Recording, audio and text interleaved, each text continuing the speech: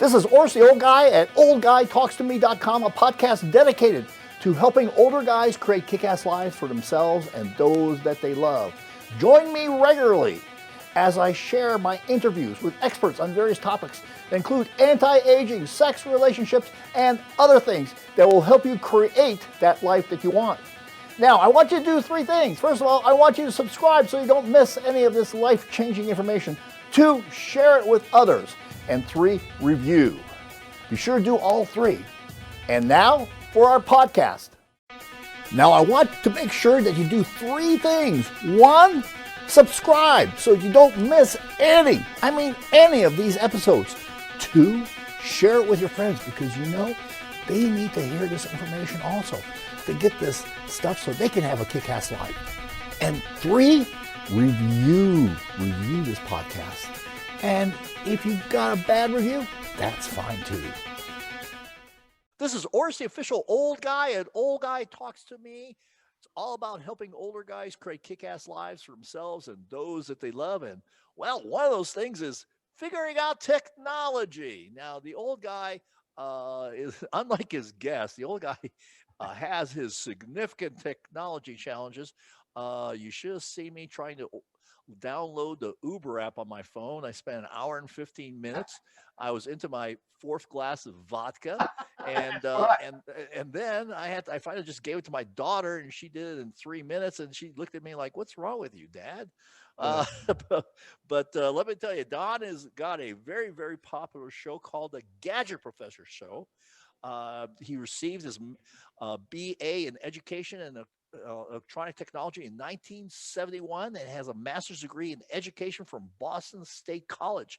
He is the first person to be awarded a master's degree in media technology. Wow, that's a pioneer in that regards. He formed in 1973, he started his first company, Multimedia Communications, which produces communication solutions for major corporations like American Express, Bank of America, the United States Navy and Army, Johnson & Johnson. You know, you got all these big corporate Fortune 500 companies. Don's company expanded into corporate services and went on to design advanced digital signage and cutting-edge corporate media facilities.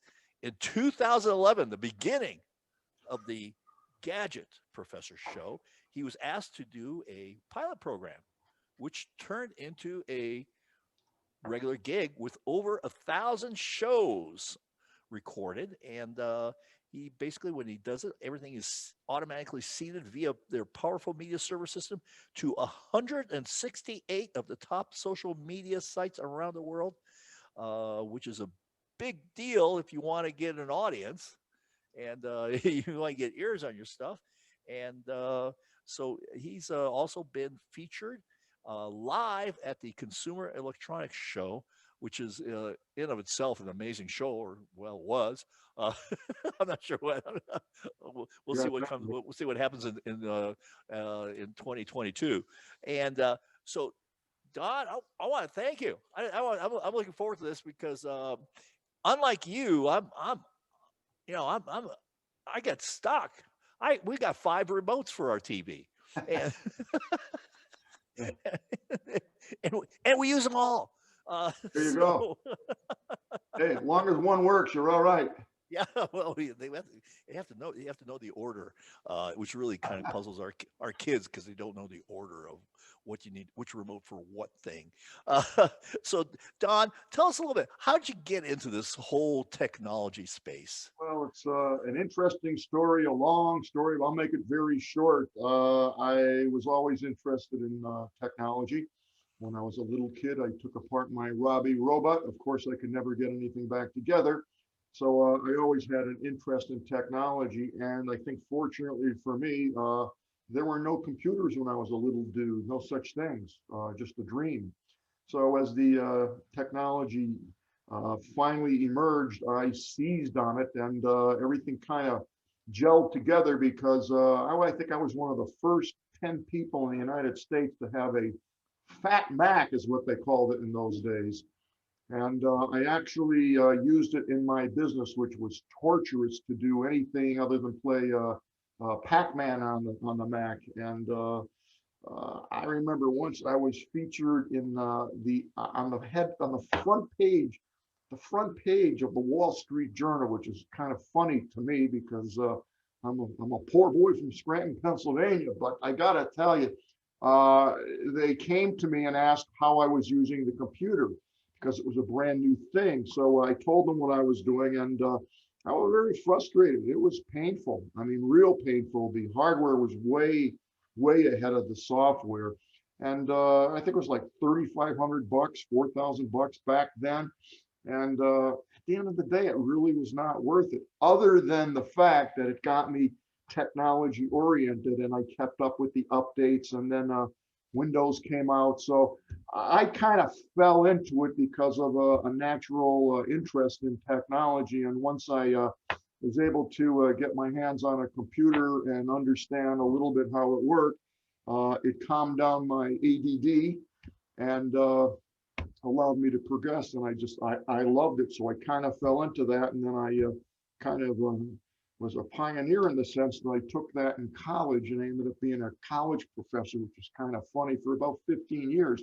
So while I was at college teaching there, it allowed me to start my business, multimedia communications. And we, back then, were really in the forefront of technology. We did a multi-screen projectors, 10, 12, 15 projectors, all synced to music, and did all kinds of things. Back then, they didn't have video cameras and things like we do today. So I was very fortunate and started that company when I was 22 years old. So I kind of grew up with the stuff. Now I'm an old man. Yeah. I'm stunned because I think if I remember, the first time I ever saw a multi-screen projection was like in the early '90s, and it was like, Oh, really? Oh, yeah, it was like three projectors, and it was like a big deal. yeah, we were doing that in the 70s and 80s. And boy, I'll tell you, it was tough stuff. And the thing about, being in business and someone's paying you a lot of money to do a corporate presentation at their annual sales promotion and marketing meeting, and you got 15 projectors all aligned and slides in every one of them, and you push that button, boy. And I got to tell you, I did thousands of them. There wasn't one time where my heart wasn't absolutely in my mouth. And there were one or two times where I pushed the button, president of a company, CEO, Fortune 500, say, okay, and we're like to end the show with our great presentation. Let's take a look at this. And I'm behind the screen and pounding on that button and nothing happened. So I've been there. I remember, yeah, slides used to getting caught in the carousel. Oh, yeah. Oh, yeah. But people, that was people, back in the early days. yes, yeah. Now kids are going like, what do you mean carousel? I mean, like they got to What's a ride around slide? at the amusement park. No, no. Exactly. The interesting thing is that technology keeps evolving. So you're saying, hey, I got all these remote controls and this and that. But, the truth of the matter is those remotes are going to be archaic anymore. I mean, you're going to put on, I've seen them, you put on a pair of glasses, you look at the TV and it's going to start. They're doing all this artificial intelligence now. So, it keeps evolving. It keeps getting better and better and cheaper. Yeah. So, what do you see as the technology that's coming down the pike for us in terms of maybe some of the big things that people kind of maybe already know about, and also some of the things that maybe people don't know about? Because Well, that's a good there's lots of some question. people don't that all of a sudden just shows up like going, wow, where did this come from? Yeah, that's a great question. There's not one simple answer. The first thing that will come to my mind is the medical technology, the things that they're doing. They are very definitely going to be printing out organs. They print out ears right now using these 3D printers and tissue, and Hmm. they'll be printing nose, your nose. I think someday down the road, they'll be printing out eyes, hearts, pretty much made to order. And I also predict that based on the genotyping, your DNA, that they'll be able to print out a liver for you or a liver for you, because they'll be able to combine the science of genotyping and the science of, if you will, printing in 3D and using membranes. So I think that's going to be, to me, the most exciting and life-changing technology that we're going to see. It's amazing. I mean, there are some nutcases out there, and you got to be very careful here where you start getting into artificial intelligence, where you actually can find the snap it the cords to the brain and put a chip there and implant it, and you're loaded up with the Encyclopedia Britannica. Remember those things? Remember the World yeah. Book? Well, These are sold at the supermarket, remember? yeah, yeah. Remember, you used to get S&H green stamps. Oh yeah, oh, God, of course I had the books. You don't need 100 more stamps to get that. Hell yeah, that hammock. No, that grill. The grill. yeah. So this stuff is going to be embedded in a chip, and it's going to be planted in your arm or your head. And I think, as scary as it is, you're going to see that. People say no, no, no, but you're going to see that. So in the area of medicine, you're going to see tremendous strides, and they're doing that not only on the chemistry side, but also on the integration with the electronics and the brain and things like that. So it's pretty fascinating.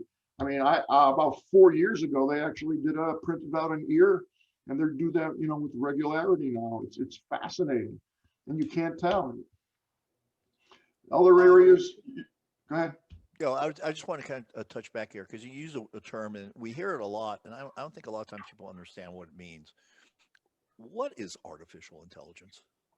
Well, artificial intelligence is the use of technology, electronic technology, that actually thinks. It actually makes decisions, and they're based on a technology called Gates, Gates, and they're NAND, NAND. NAND gates, and there's different types of gates. So really, it's all comes down to zeros and ones. It's all binary coded. So what artificial intelligence is it's the ability for the computer to start making decisions. And it's very basic, like yes or no. For example, Alexa, I think a lot of people are familiar with the various types of smart speaker phones, Bluetooth speakers that we have today, whether it's the Amazon or the Echo or whatever it is you're using, Google. When you say, I have 3 of them here, so if I say something, it's probably going to talk to me. But if I say, Alexa, turn the light on, that's artificial intelligence. They're able to decode my voice. It's able to understand the syllables, and it's actually boiled down to frequencies. Mm-hmm. So it understands those frequencies, the 1,000 hertz, the 1,200 hertz that's coming out of my mouth, and everybody else is in that range. When it hears that range of frequencies with that rhythm, turn the light on, turn the light on, turn the light on, turn the light on. It knows all the different phraseology and the pacing of that. And based on that, when it hears that, then it does this.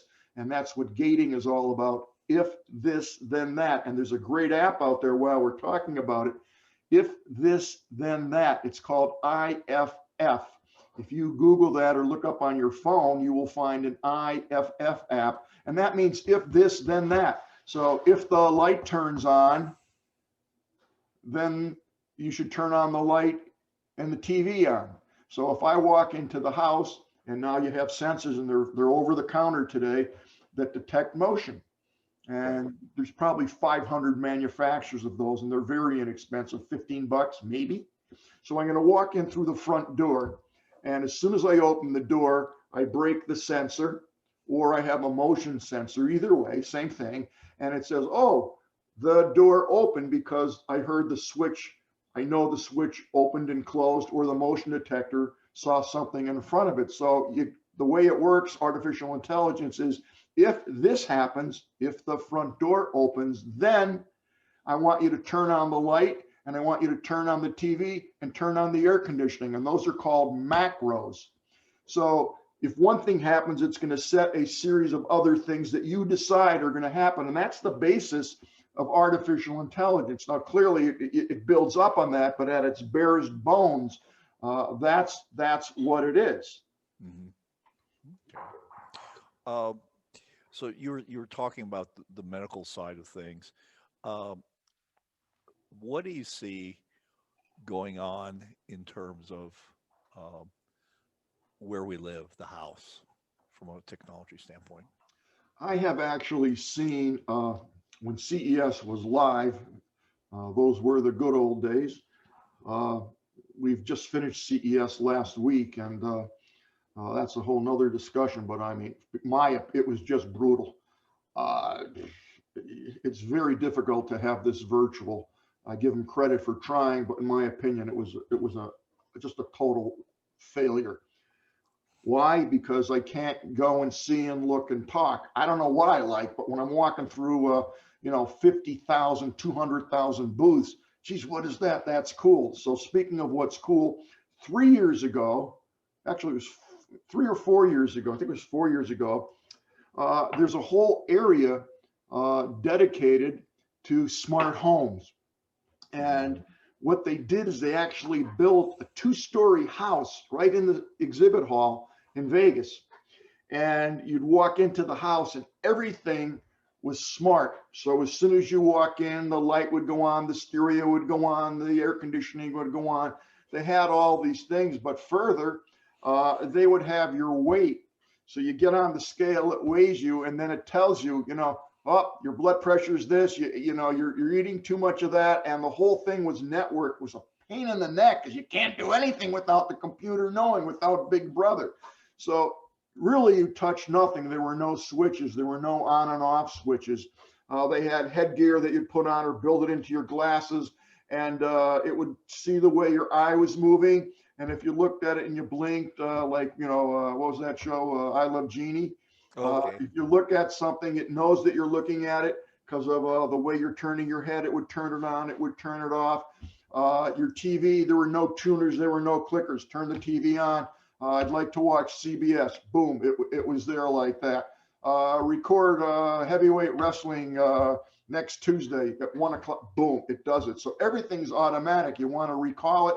What I have to do now is find the damn clicker and click down to the DVR and find out, Oak Island. I love that show, but I got to find where it is. Anymore, you just sit down. What will happen is play the latest episode of Oak Island. Boom, it's there. And that's here right now. You'll see that already built into the Roku boxes. So the homes will be completely automated. It will know when to open up the blinds, when to close the blinds, when to turn the solar cells around to hit the sun at the best angle. Everything will be completely integrated into one item. It will know when your garage is open, when it's going to close. And a lot of that you're seeing, and a lot of that technology I actually use right now in my house. My garage opens automatically. I can tell it to open, to close. I could turn my lock. I can control my locks all automatically just by picking up my phone, close the door at Speen Street, and it will close it. I can see when the lock was open, when it was closed. I have cameras throughout the house, and this is what an integrated smart home is. And it's at the point where it's not if it's coming, it's here, and it's just being refined.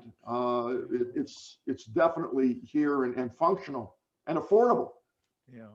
So Don, how worried are you that people are going to be able to hack into some of this stuff? That's a great question. The answer would be as follows. It's not an easy thing to hack into something. It's not. You've got to be premeditated and understand the electronics, how to get in. Now, that said, there are certainly some dudes out there that will do that. So it's a war.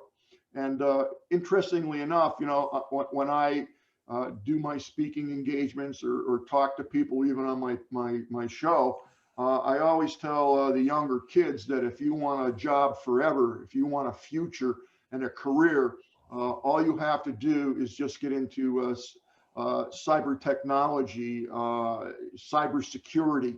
They will be in demand. So remember the old magazine, Mad Magazine, Spy versus Spy? Remember that? Actually, I don't remember that one. So. No. Well, they had two spy characters. They looked exactly the same, but one was black and one was white. And one was always trying to mess things up and was always trying to save things. And they were always fighting each other. And that's what it is when it comes down to hacking. So let me say that anything can be hacked. But the thing is what's the reason I would want to hack you? I need a reason. So that said, there are a variety of reasons why you'd want to hack into someone, break their alarm, hack into that, turn it off. So companies today, as they design their technology, they are using all kinds of encryption and double encryption to shut down and make it very difficult for these hackers to get in. So for the most part, and this is a big generalization, most of your consumer items, for the most part, are not very easily hacked and are quite safe. That said, clearly there's been a number of hacks on your webcams and things like that. So it can happen, but it's up to you, the end user, to take those precautions. I have to laugh. If you want to buy a webcam today, a Logitech webcam, for example, and it's $78 to buy the webcam. But if you want the new feature that will lock it down and prevent hacking, it's $98. And what do? There's a little switch that slides a piece of paper or slides it back. So, you get a little index card and you flip it over the front of your webcam, and guess what? You don't have a camera. Yeah. So, it's little things like that. If you run what's called a VPN, a virtual private network, and there's a lot of ways to do that on your computer, they're very inexpensive, you really don't have to worry about hacking for the most part. Now, if you have a safe and an alarm system and a couple $1,000,000 sitting there, I would be concerned about it, and I would take precautions to prevent that from happening. So I'm not that worried about it, but I take precautions, just general precautions that someone can do that aren't expensive, and just knowing that. So run a VPN, a virtual private network. When I do any banking online, or if I'm traveling, I always use a VPN, and a VPN is a virtual private network, and you can run a browser. One of the newer browsers out there, actually there's a couple new ones out there that I'll tell you about right now. One of them is called Brave, Brave. So if you were to just download Brave instead of using Firefox or Safari or Google Chrome, Brave is already engineered so that you're not going to get hacked while you're doing banking transactions. It's a very safe browser, and it's little things like that, and it's totally free. Oh, it's totally free. As a matter of fact, since you're asking, you can go on to any browser, Chrome, Explorer, and if you go on the right-hand side under settings, if you right-click and you see the drop-down menu, you'll see that you can actually go secure, and that encrypts everything. That's free. Interesting. That's interesting. Maybe that will stop those emails, those blackmail emails I get about somebody wanting me to deposit money because of what they saw me doing on my webcam, and I will guarantee you that they are looking at the wrong house. Yeah, right. I assume you've got those, haven't you? Yeah, the biggest pain in the neck right now in terms of hacking, and it's bad, is ransomware. Ransomware is your worst nightmare, because what it does is it actually, as you're surfing various sites, it will download onto your browser, unbeknownst to you, a code. And once it's released, it seizes your computer, and you will get a message. It will say, stop, warning, your computer has been hacked, and you need to contact this number and pay us $1,000, $20,000, whatever it is, to get your computer back. So you always want to back up your computer, at least in 2 different places. And I'm telling you, this is real, because right now, if you just Google hospitals being hacked or towns being hacked, you're going to come up with a list a mile long. And you know what? They pay them. They pay the hackers because they didn't back it up. Their backups don't work. And they pay hundreds of thousands of dollars. And many times the public doesn't know it because they don't want them to know, because they're embarrassed. But that happens every day of the week. So you want to take precautions against ransomware. And when you dudes are, looking at sites you shouldn't look at, or you should look at, but you got to be careful. So use that VPN. You protect yourself so you're not going to get hacked. Very important. Okay, sounds good. The founder of SES Research and the creator of ESSC60, which is a powerful antioxidant. Now, this antioxidant was found to be beneficial by accident when laboratory mice that were given it lived twice as long as the ones that did not get it. That's right, 2 times as long. But other reports by people that have taken this powerful antioxidant talk about major benefits that they've seen in their lives. For me, I can speak about the benefits that I've had, as well as my wife. We've noticed, one, that our focus was significantly improved, and we were able to get more done because we were sharp. Secondly, our energy levels were higher. And those energy levels lasted late into the afternoon when you kind of have that dip in energy, start going a little foggy, not quite so clear, you're tired. Well, our energy levels were really high way into the afternoon.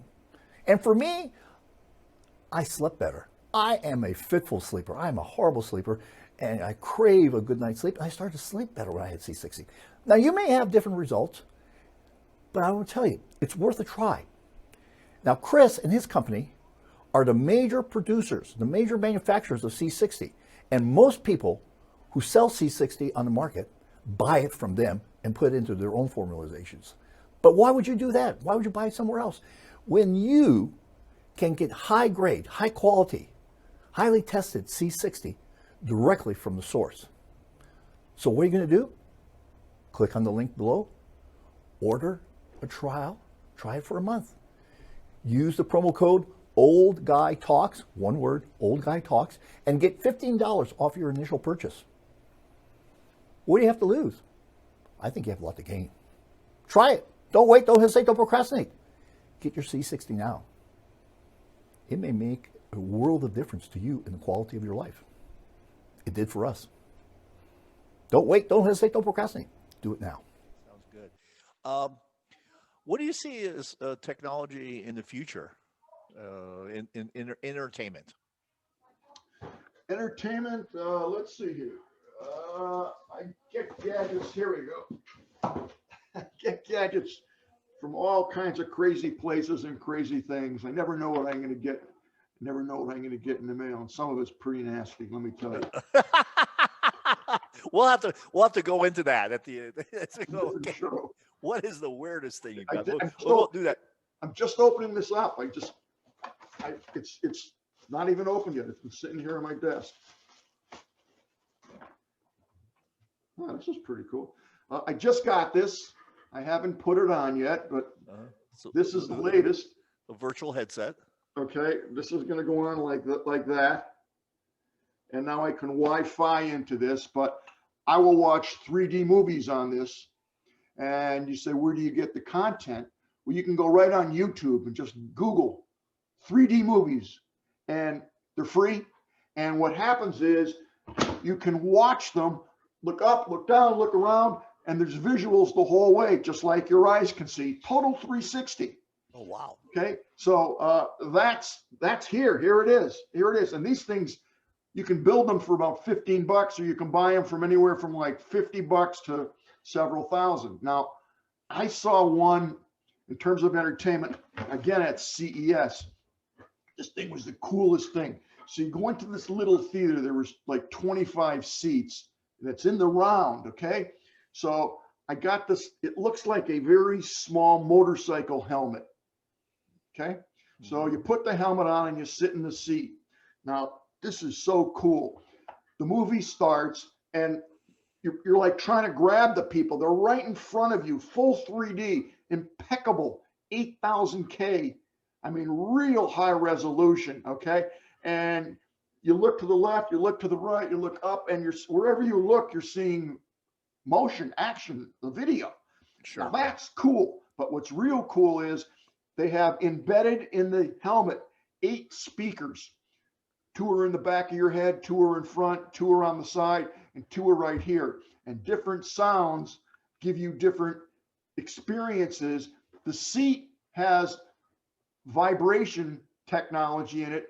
So when the bass, your seat starts to move, okay? And when they turn around quick to shoot the gun, you can actually feel the guy moving, and in your head, you hear the little sounds of the movement. You feel the bass, and then the seats actually roll forward and backwards. So you're completely immersed in this film. And I got to tell you, it's a whole nother level. I mean, it's really something. And that's what you're going to see if we ever get out of this COVID crap.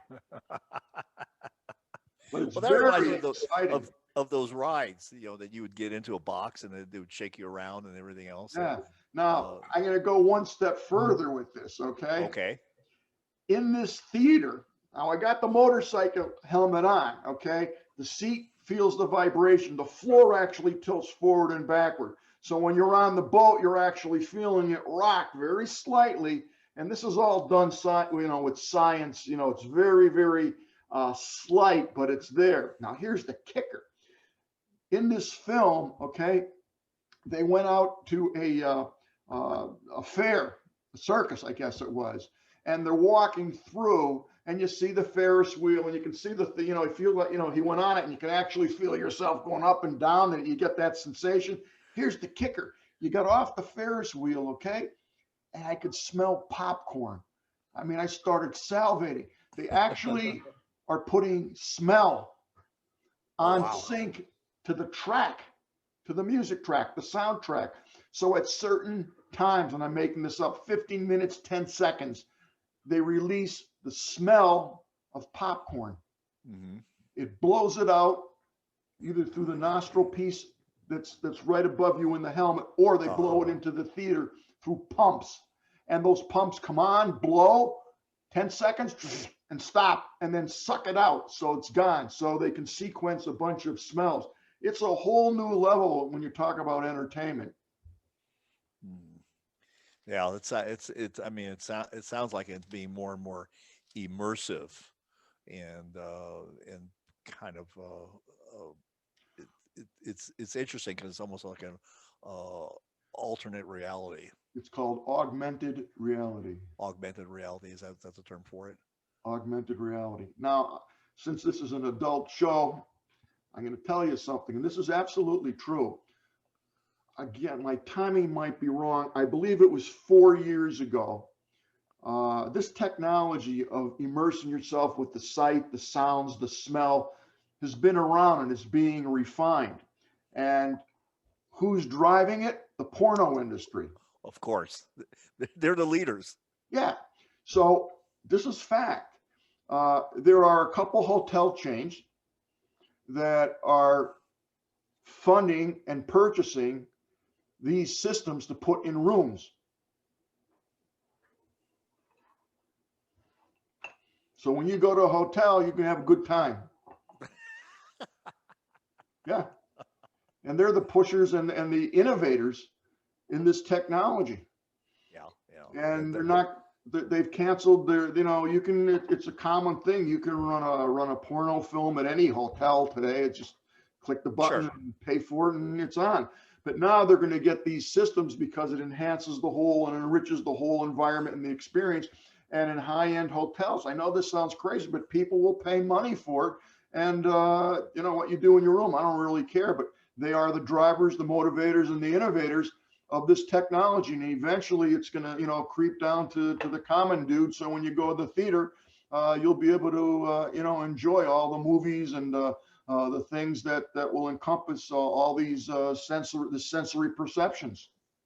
Yeah, I think that's a interesting phenomenon. It's no surprise that the porn industry is at the cutting edge of that stuff because they've always, they've always been very quick to embrace technology.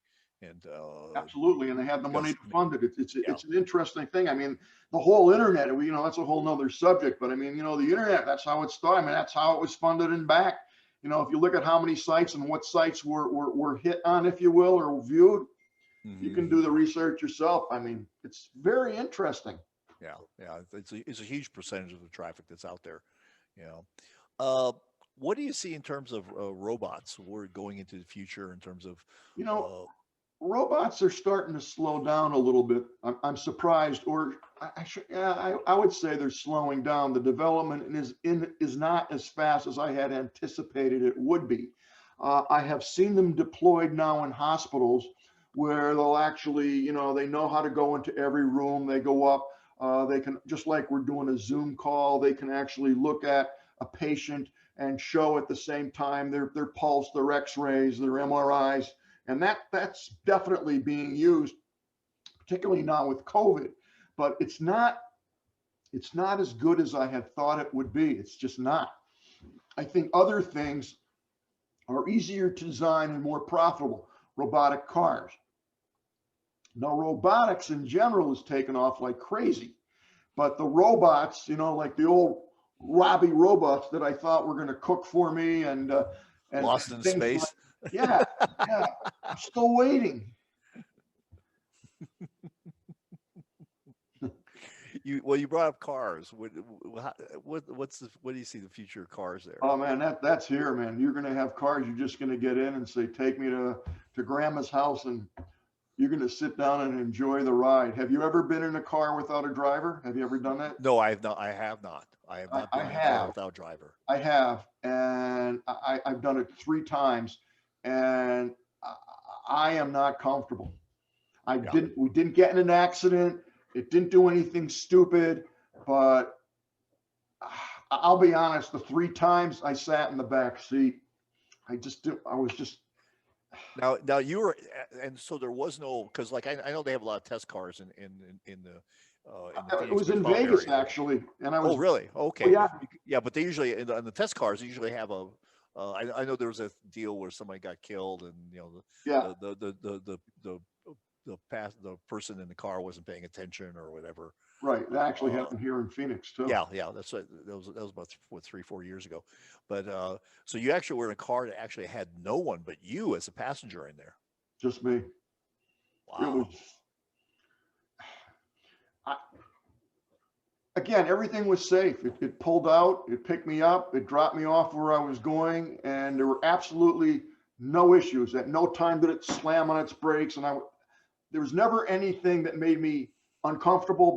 But psychologically, I was, the first time I did it, I was sorry I did it. I was that uncomfortable. I mean, and listen, I know technology and I love it, but I was scared. I will get used to it. I'm going to let you try it though once it becomes, well versed and everything. And if you like it, then you can tell me. Then I'll go in. I do like driving, and also I do like being driven. It depends on if I've had any cocktails or not. I see.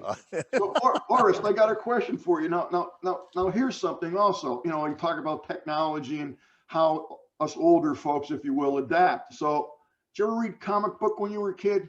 Yeah. Did you ever read magazines like Popular Science or Popular Photography or Highlight, any magazine? I Highlight was about the highest level that I went. Where's Waldo? And then I was for a while there I was a fan of Mad Magazine. Well, then you must remember Spy versus Spy in Mad Magazine. I don't, and I don't know why. I remember Alfred E. Newman. Yeah. But that was a long time ago. Oh yeah. So here's the thing, okay? Like magazines are gone now. You can't buy a photographic magazine. One of my hobbies is photography, and I used to get Popular Photography, Outdoor Photography, Indoor, whatever the hell. They're all gone, and now they're all digital. So no big deal. You get the PDF and you look, and I just miss the feel, the tactile feel of that paper in my hand. Even the newspaper. Exactly. Newspapers Boston Globe online. It's not the same. I want to spill my tea on it. I want to feel the paper. I want my wife to say, "Are you going to throw out the paper, or are you going to leave it there for the next 10 years?" I miss the paper, and I don't know if it's just because I grew up with that. Or I just don't want to embrace the technology. And I find the younger kids, like my kids or my grandkids, they just don't, what's the big deal? I'd rather do it on screen, and I'd rather that paper. Interesting. Yeah, I don't enjoy reading documents on the computer screen. That to me is, if I have to read something that's lengthy, I'll print it out. And I know I have to print it out because it's just not the eye coordination is not there to read something on screen. So Don, tell me, okay, so what is the purpose of your podcast?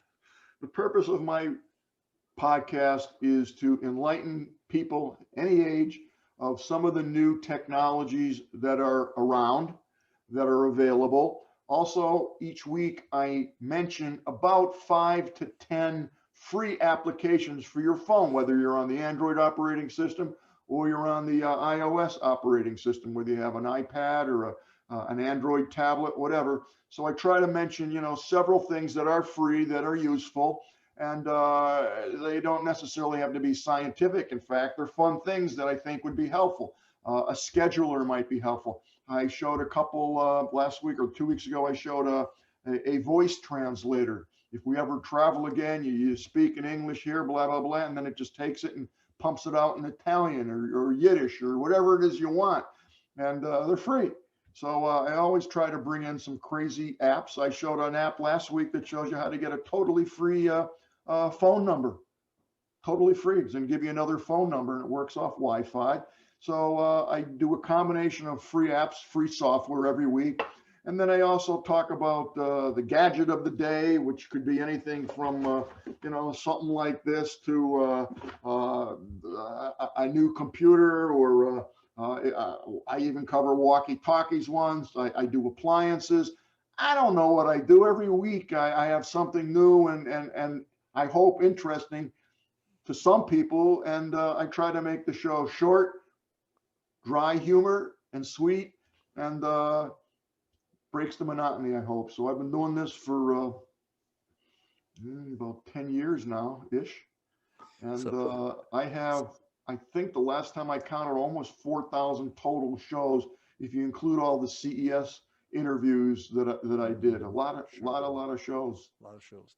So tell us some of the weirdest things you've talked about. We need to go to weird, because a lot of guys and girls that are watching this or listening to this on the podcast, they're having a cigar and having a drink. So we have to go to the weird stuff. So tell us some of the weird stuff. And a drink. Let's see the weird stuff. One of the weirder things that I received was a case of 5 rings, and they were rubber, and I just didn't get it. And they were in a beautiful box, and the colors were rich, and it was a very high quality rubber, and that was it. And I was asked to review it, and I just couldn't see the value of it. And they were $150 for 5 rings, like a blue, black, green, I think a red, and that's all it was. I'm telling you, it's all it was. It was just a band. And I'm reading all this literature, why spend money on silver, gold? These are the infinity rings, and it just, I couldn't get it. So the manufacturer called me and asked when they were going to receive a review. And I said, I can't review it.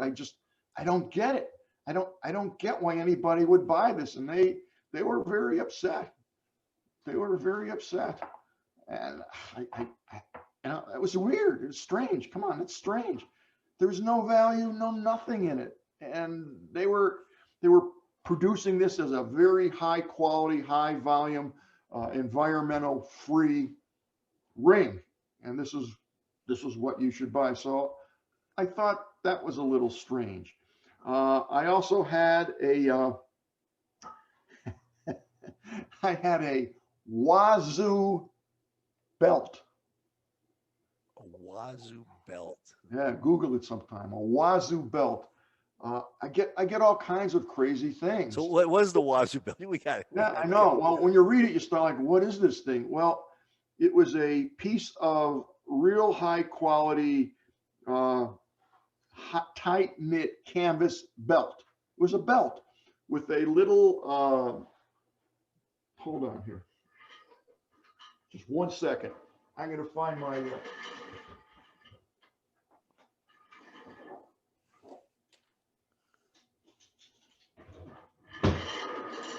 the belt fit into this buckle. Here's the buckle. This is it. So you had a strap that fit into this buckle. And the Wazoo belt was like $100. and they showed you that it will save your life. You can wrap your belt around something and pull yourself up. You can store dollar bills in the wallet. And again, a marketing campaign that you wouldn't believe. The Wazoo belt for, I don't know, $100, whatever it was. And this is it, man. You can get your own piece of cloth and stick this little buckle on the belt. That was weird. I had a wetsuit once that they sent me. They wanted me to try it on with the mask and the fins and do a review of it. But needless to say, they didn't have my size, and I couldn't do it. I couldn't do it. All kinds of strange things. I had an Edison cylinder machine. I still have it. And I had a guy on, this is years ago, and the cylinders are made out of wax. And he had an extremely rare one. I forget what the name of it was. And this was his pride and joy. And I was interviewing him live. And I was in Boston, and this gentleman was in Florida. And he's showing me, how this is one of the first cylinders. I mean, it was truly a collector's item. And he's showing me the wax, how it was formulated, and it's Bakelite, actually, with a little wax on it. Original Edison cylinder, one of the first 10 made. And he said, this is my cherished possession. And it slipped out of his hand. And I'm watching this live. It went up in the air, and he's like that, trying to catch it. And he didn't catch it, and Nick bumped off his hand and smashed on the floor. This is all live. Oh my gosh. I was devastated. The guy just said, cut, and he, it went black, and I never heard from him again. I tried calling him, saying, I'm so sorry. I never heard from the guy again. Never. This was maybe 7-8 years ago. I felt so bad. But you do live TV, all kinds of crazy things happen. Yeah. You just never That was know the worst. That one was the worst. Oh my God. But so what are the top 2 or 3 most useful things that you good question had on your show? My favorite, and I just did the top 3 or top 5 about 2-3 weeks ago, but one of my favorite things is an internet radio. I love those things. And it's a radio, but it works off the internet. Okay, you have to have an internet connection. It works off Wi-Fi, but it basically allows you to listen to pretty much any station in the world, any time of the day or night. So I live in Arizona, and I was pretty much spent most of my life in Boston, and I love WBZ radio in Boston, and I love WRKO in Boston, and I love those stations. Well, I got an internet radio, and I basically put the frequency in that it was on, and all the radio stations now and a lot of the TV stations are broadcasting out over the internet live. They're streaming. So sure. I actually at night when I can't sleep, which is most nights, I have this radio near me and I have a little headset and I listen to WBZ at night. If I want to listen to the news, in Israel to find out exactly what's going on, I have that station in. I like to listen to the reggae music on Sunday. I get live from Jamaica, and man, it is cool. It is really cool. They play great tunes, and I'm getting the station from Jamaica live for free. So internet radios are definitely cool, and I very much enjoy those and recommend them. They're relatively inexpensive. I use the one I use is made by Grace, Grace, Grace radio. So that was one of the cool things that I liked. I do a lot of photography, and Western Digital makes a hard drive, and it's portable, and you can take your disk, your SD card from your camera and stick it into this and push one button and it will automatically back up the entire SD card right onto this hard drive. So that's very handy for me. But what's nice about that is if I ever get back to flying anywhere, or I have the grandkids over and people want to watch this and someone wants to watch that, this device will stream 10 different channels at the same time, simultaneously. Oh, wow. So that's really nice, and it fits in your pocket, and it lasts for about 5 hours. Now, when I was on a plane, and I had several people traveling with me, I had two of my grandkids with me. They all use their username and password, log into my hard drive that I turn on the plane, and they all watch their own movies. They weren't even seated together. We were, one was in the front, one was in the back of the plane. I had 4 different people streaming from that one little hard drive. It's awesome. Wow, sounds wonderful. Yeah, Sounds really that's a cool cool. thing. Cool. It's really cool. So, right now these days, uh, there's a lot of concern about technology also, about it being taking over things, that at some point that instead of us using technology is going to be used to control us. I mean, what are your perspectives? What are your do you have concerns about where technology is going and how it's being used? Absolutely. Uh, Absolutely. It terrifies me. It terrifies me. We skirted around it a little bit early on when we were discussing how close they are to embedding chips. Look at the pacemaker. Look at the, you know, you can plug in your heart now and you have a pump. It's all electronic. mhm. It's using artificial intelligence, and it's using technology. They're printing out ears. They're printing out noses. They're printing out organs. We are rapidly approaching the day, rapidly approaching, if it's not already here and we don't know about it, where you're going to have androids. You're going to have people that and a lot of people on the underground going on a whole nother venue here really feel that there are aliens and things like Sure. that exist right now that are artificial beings, if you will. And I hate to say it, you're probably going to think I'm off the walls, but uh, it doesn't take too much for me to actually believe some of that. Some of it's preposterous, but Depends on how tightly you're wearing your tinfoil hat. Yeah. I believe in a lot of that stuff. I think it's technologically possible, and I also think, just like are we the only people in the world? Are there other planets that have beings? And I personally absolutely believe that we're not the only ones around. Mm. That's a whole nother talk for another day. But certainly, there will be other societies on other planets that are technologically far superior to what we can do. We think because we're humans that we're the smartest, but I'm not sure we are. Yeah. One of my concerns is because there's all sorts of stuff going on right now, and I mean, one of the biggest users of technology to control their populations is China, and you have your good citizen pass, which restricts whether you can travel, where you go, where all of that stuff, depending on your citizen rating. Well, you're touching on a real interesting topic here. I mean, what you just brought up is quite fascinating because you'll be hard pressed really to find any phone that doesn't have chips that were at one point in time uh, produced in China. Hmm.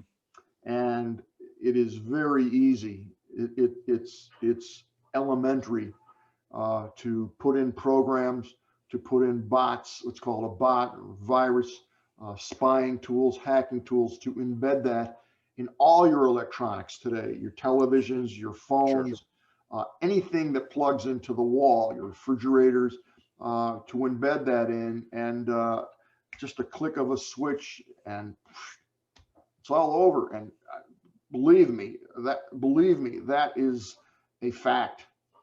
It is a fact. Okay. Very scary. I don't like to think about it, but uh, Yeah. Neither do I, but it's a reality of our times. So, Don, before I think I took us to, I think I took us down a serious path. Uh, but Eric, if somebody sometimes you gotta go there.